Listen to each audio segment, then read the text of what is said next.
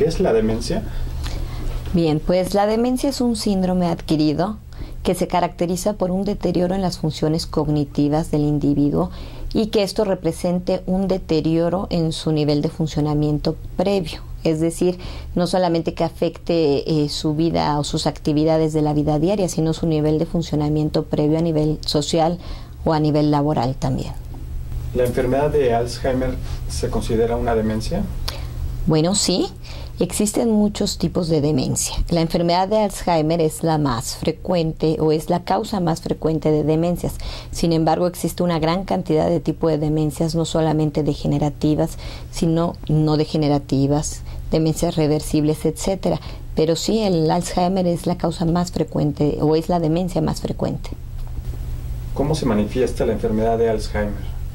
Bueno, la enfermedad de Alzheimer, como todas las demencias, inicia con alteraciones en las funciones cognitivas. Principalmente, o la que más nos llama la atención y la que primero se llega a afectar en este tipo de enfermedades es la memoria. También existen varios tipos de memoria, pero principalmente la afectación es en la memoria episódica. Posteriormente, se agregan otro tipo de alteraciones, como son alteraciones en el lenguaje, es decir, la dificultad para encontrar las palabras adecuadas en una conversación normal, olvidan los hechos o acontecimientos recientes, los familiares empiezan a notar que la persona repite la misma pregunta porque ya se olvidó que la ha preguntado previamente. Posteriormente se empiezan a agregar alteraciones en la orientación, es decir, observamos que nuestro familiar se pierde para llegar a lugares que previamente no tenía ningún problema o se desorienta en lugares conocidos por él previamente. También podemos tener posteriormente alteraciones en el razonamiento, es decir, en la utilización de objetos cotidianos o dificultad en la toma de decisiones, y dependiendo del estadio en el que se encuentre la demencia, que puede ser leve, moderado o avanzado, bueno, pues se agregan otro tipo de síntomas neurológicos, síntomas emocionales, síntomas conductuales, entre otros. ¿Qué métodos de diagnóstico existen? Bueno, la demencia tipo Alzheimer, debido a que no tiene una única causa, sino tiene múltiples etiologías, pues el método de diagnóstico no existe uno que nos pueda hacer el diagnóstico certero.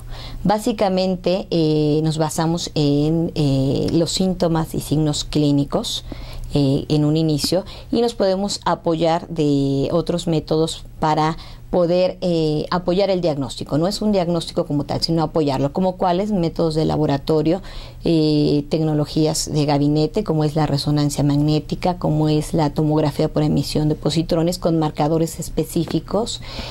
También tenemos pues algunos marcadores o biomarcadores, es decir, pues se pueden medir niveles de beta amiloide a nivel de líquido cefalorraquídeo, niveles de proteína tau, y por supuesto las pruebas neuropsicológicas, que son pruebas realizadas específicamente para determinar qué daño o qué dominio es el que se encuentra afectado en cada persona.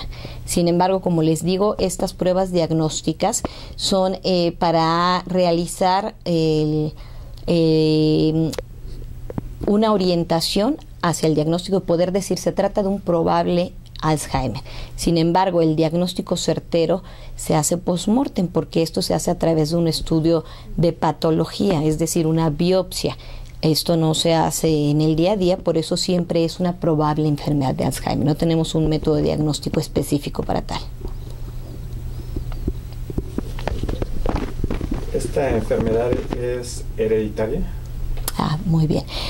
Pues existen dos tipos de enfermedad de Alzheimer, si lo queremos clasificar de alguna forma, que es el Alzheimer de inicio tardío, que es específicamente el más frecuente y se presenta en las personas mayores de 65 años, y el tipo de enfermedad de Alzheimer que es familiar, que se presenta aproximadamente entre los 30 y los 60 años.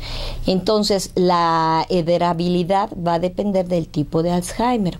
Por ejemplo, si hablamos de un tipo de enfermedad de Alzheimer familiar, pues sí, esto se debe a mutaciones genéticas específicas y es un tipo de enfermedad autosómica dominante, es decir, es hereditaria. Cuando hablamos de un tipo de enfermedad de Alzheimer de inicio tardío, es más esporádica, pues tiene muchas causas. Si bien sí hay un factor genético, en donde dependemos de la mutación del gen de la polipoproteína E, y dependiendo las combinaciones que hay en los alelos, pues vamos a tener un riesgo que va de 3 a 8 veces más de padecerlo si tenemos esta mutación, o si tenemos un familiar en primer grado con la enfermedad. Sin embargo, esto es como riesgo, no es una heredabilidad, no es como la tipo familiar, que es autosómica dominante. ¿Qué tipo de población es la más afectada por esta enfermedad? Claro, pues existen asociaciones y se ve que esta enfermedad es más prevalente en mujeres que en hombres, con una relación de 2:1. La edad, por ser un factor de riesgo para padecerla, no quiere decir que entre más edad la vayamos a padecer, sino que es un factor de riesgo más para presentarla. Por lo tanto, las personas más añosas tienen mayor susceptibilidad de presentarla. También se ha visto una asociación importante en personas con un nivel de educación bajo, en personas que viven solas, en personas que hayan tenido traumatismos en el cráneo, cráneoencefálicas, en personas con estilos de vida desfavorables. Eso es donde se ven más frecuente, o se ven las asociaciones más relacionadas a una mayor prevalencia. ¿Qué causa la enfermedad? Ok. Bueno, la enfermedad de Alzheimer, precisamente como no tenemos determinada cuál es la causa específica, pues existen factores genéticos, como los habíamos mencionado anteriormente.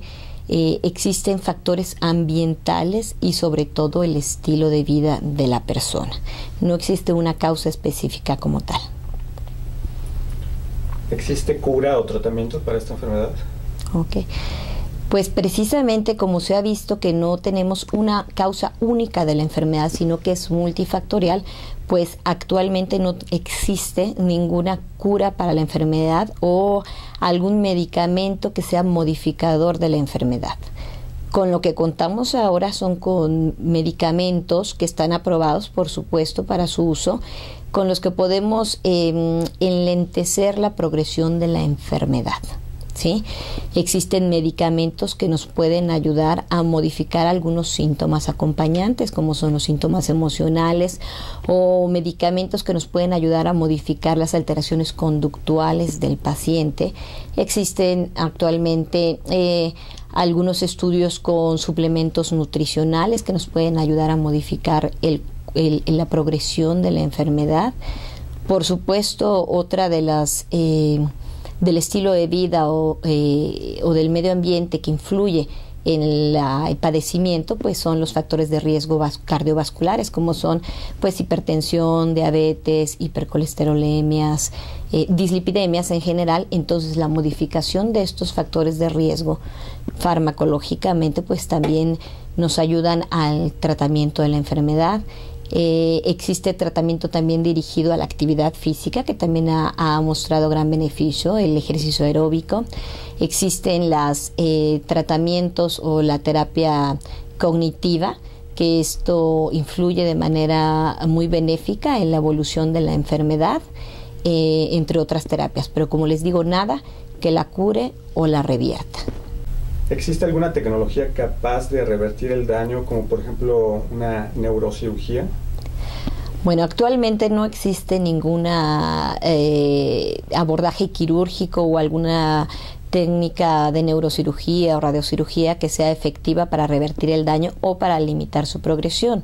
Existen estudios de experimentación o de investigación donde se propone estimulación magnética transcraneal, donde se propone láser, pero con respuestas prometedoras en algunas áreas afectadas, en la memoria, en el lenguaje, en el aprendizaje.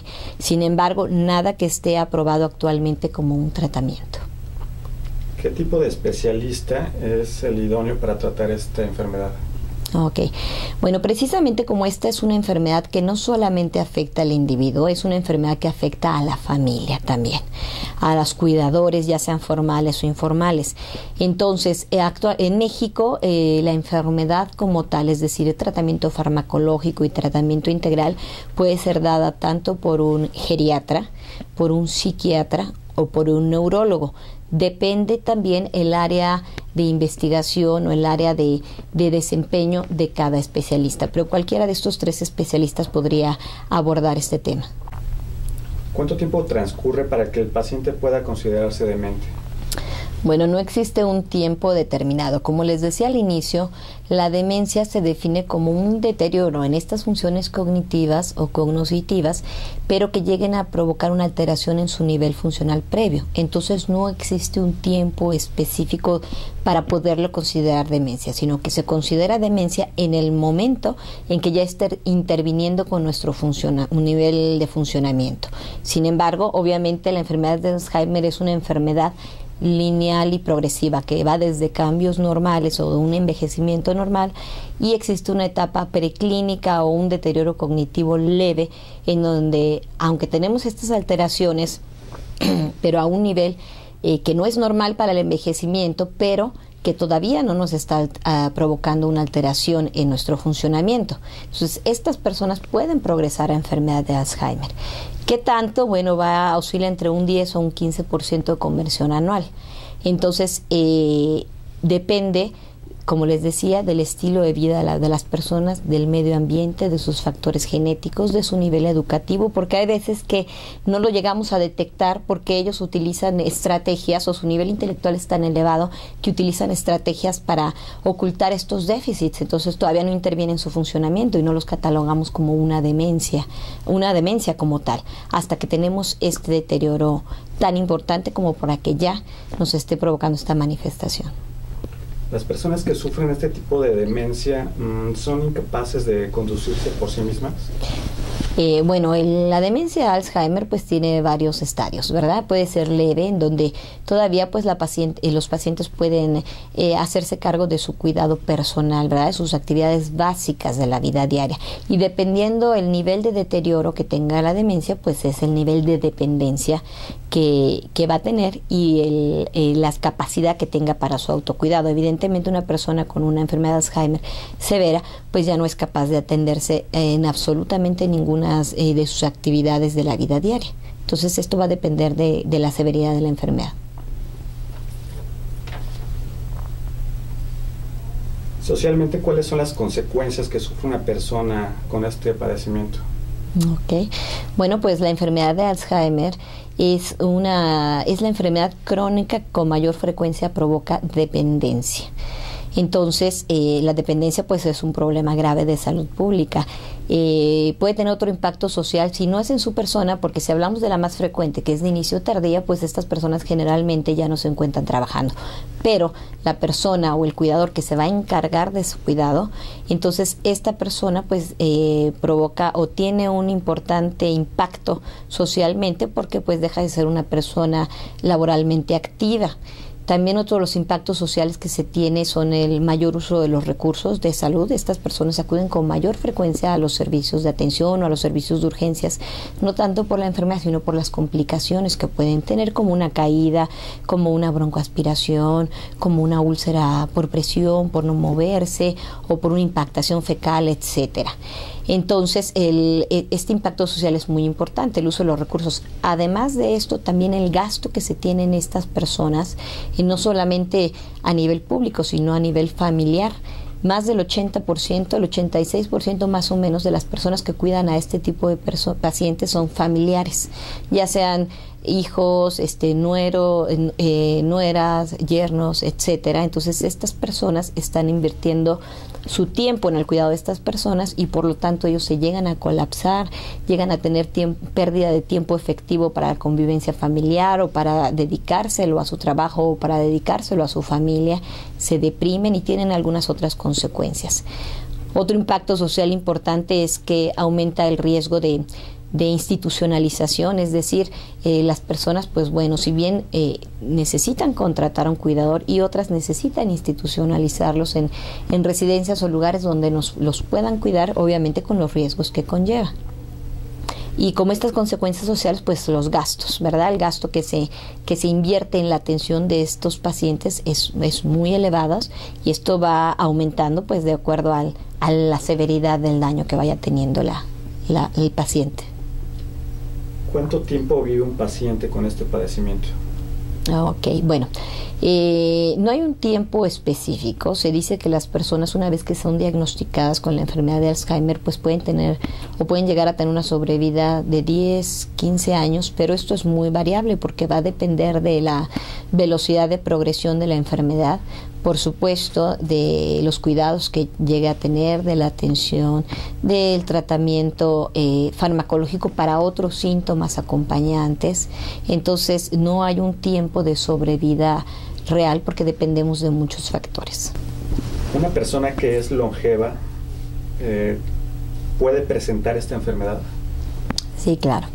Bueno, sabemos hoy día que un factor de riesgo importante para la enfermedad es la edad. Debido a este cambio transicional, esta transición demográfica que estamos sufriendo no solamente como país sino como el mundo, pues obviamente las demencias han aumentado su prevalencia de una forma importante, siendo que teníamos proyecciones para el año 2025 de que mundialmente iba a haber 35 millones de personas con algún tipo de demencia. Pues actualmente para el año 2000 ya tenemos los 35 millones. Entonces, no es que si yo vivo más voy a padecer la enfermedad, no, pero sí la edad es un factor de riesgo no modificable para presentarla.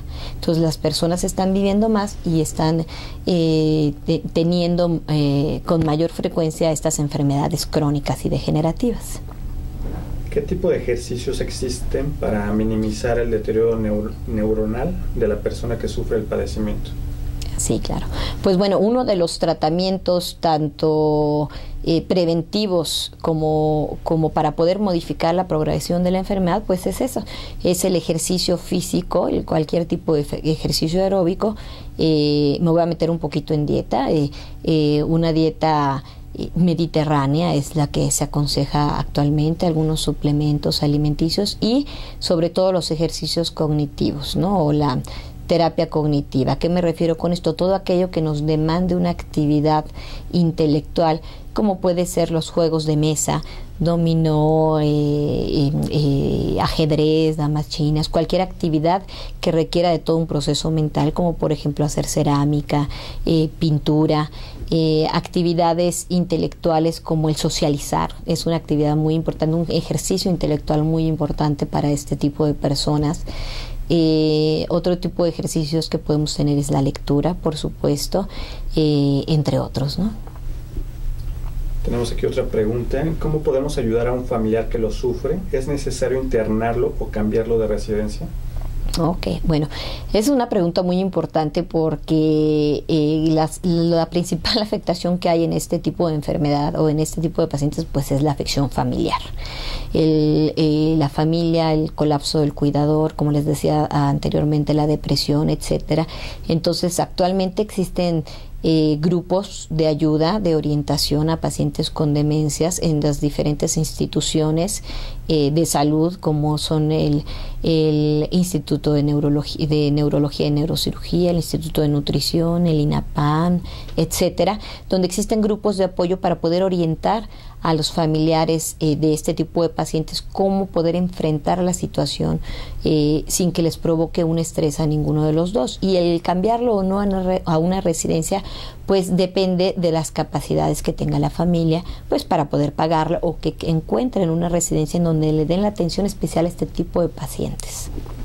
¿Qué estudios se pueden realizar para saber si somos propensos a sufrir la enfermedad? Okay. Como les decía, no existe ningún estudio diagnóstico. Existen algunos marcadores o biomarcadores que les llamaba, que nos pueden predecir un poquito qué tanto riesgo tengo de padecer la enfermedad. Sin embargo, el que salgan positivos no quiere decir que yo la vaya a padecer, ese es el único problema. Entonces, a veces es más el gasto que hacemos y la probabilidad o la certeza con la que le podemos decir la va a padecer es baja. Incluso se puede hacer el estudio genético, y el que yo tenga estas mutaciones genéticas no quiere decir que yo la vaya a padecer. Probablemente tenga más probabilidad. Existen biomarcadores, como por ejemplo la tomografía por emisión de positrones, el PET, con algunos marcadores, como el marcador de Pittsburgh, que también nos pueden predecir en un porcentaje pequeño si la voy a padecer. Existen pruebas neuropsicológicas, la resonancia magnética funcional, como les mencionaba hace un rato, medir niveles de beta amiloide, medir niveles de proteína tau a nivel de líquido cefalorraquídeo, y cada uno de ellos se puede sumar para hacer un índice de predicción de padecer la enfermedad. Sin embargo, el que lo tengamos no nos asegura que la vayamos a padecer. Entonces hay que valorar el costo-beneficio con este tipo de estudios. Bueno, y como últimos mensajes me gustaría que se llevaran la idea de que las demencias es una enfermedad muy prevalente en todo el mundo, especialmente en poblaciones envejecidas, por supuesto, y dado que su prevalencia e incidencia aumenta exponencialmente con la edad. La principal causa de demencia pues es la enfermedad de Alzheimer. Y si las previsiones del futuro son correctas, pues se espera una auténtica epidemia mundial, lo que supone una enorme carga social, económica y sanitaria para cualquier gobierno y el conjunto de la sociedad. Por último, quiero que se lleven la idea de que el diagnóstico de estos padecimientos o de la demencia ya no es más un diagnóstico de exclusión. Es decir, existen actualmente características muy particulares con lo que podemos realizar el diagnóstico específico, no solamente de Alzheimer, sino de otros tipos de demencias y de forma clínica. Por lo tanto, es importante que se queden con el mensaje de que las alteraciones en estas funciones intelectuales, en memoria, pues no son normales con el envejecimiento. Si hay algunas alteraciones como el enlentecimiento en el aprendizaje, enlentecimiento en recordar algunas cosas, alteraciones de atención que a veces se confunden con memoria y simplemente es que no pusimos la atención suficiente para fijar esa idea, o alteraciones en el estado de ánimo y que pensamos que es pues el paciente por su edad que presenta estos síntomas. Entonces, si nosotros empezamos a notar cosas persistentes como olvido de hechos, conversaciones con gran frecuencia, olvido de cómo preparar algún alimento, que antes lo hacía con cierta facilidad, olvidos de hacer ciertos procedimientos que hacían regularmente, que ya empiecen a provocar una alteración en su día a día. Entonces, en ese momento es importante llevarlos a una valoración completa y saber que el diagnóstico no es de una sola persona, es un diagnóstico multidisciplinario que incluye no solamente a profesional médico, sino a los neuropsicólogos, estudios de gabinete, estudios de laboratorio para descartar causas reversibles de demencias, porque también hay causas que podemos revertir y que no las detectamos a tiempo, y a veces ya el tiempo que ha transcurrido no nos permite que regresemos al nivel basal de las personas. Muchas gracias por el encuentro y pues estamos aquí a la orden.